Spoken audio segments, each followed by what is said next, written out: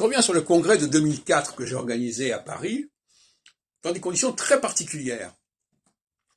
Si vous regardez le planning, l'organigramme du congrès, vous verrez que on a démultiplié le nombre de responsables. Toutes les tables rondes étaient dirigées par des gens différents. Et moi-même, j'étais à l'arrière-plan, mais je n'étais pas au premier plan. Pourquoi? Parce que ce congrès de 2004 s'est déroulé en phase solsticiale. Phase sociale qui avait déjà commencé plusieurs années auparavant. Et donc, par conséquent, en tant que leader, j'étais marqué par la phase solsticiale. Et donc, j'étais obligé mentalement, psychiquement, de jouer la carte solsticiale. Et donc, de répartir les tâches comme on répartit entre plusieurs ministres, etc. Toi, tu modéreras telle table ronde, toi, tu modéreras telle table ronde. Ce qui était totalement contraire, quelque part, à mon état d'esprit. Mais à ce moment-là, l'état d'esprit était en solsticial. Je n'arrivais pas à penser de manière équinoxiale.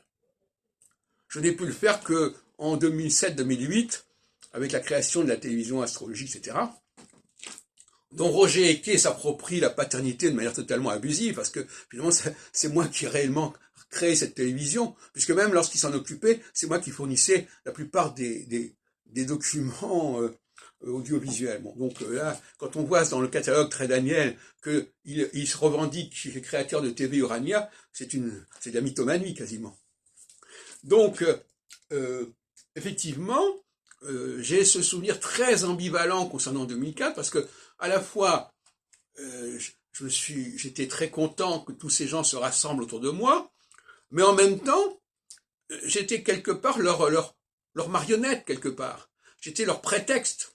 Mais c'est pas moi qui ai véritablement animé ce congrès. J'ai délégué constamment aux uns et aux autres.